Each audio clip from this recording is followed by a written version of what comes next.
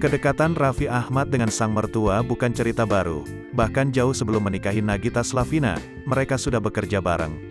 Sehingga tak heran kalau Raffi Ahmad santai meminjam uang calon mertuanya kala itu untuk keperluan menikah. Hal ini terjadi 8 tahun yang lalu saat Raffi Ahmad sedang mempersiapkan pernikahannya dengan Nagita Slavina.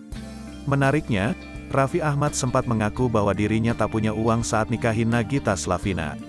Pengakuan ini diungkap Raffi Ahmad dalam tayangan YouTube Rhoma Irama pada tanggal 21 Februari tahun 2022 lalu.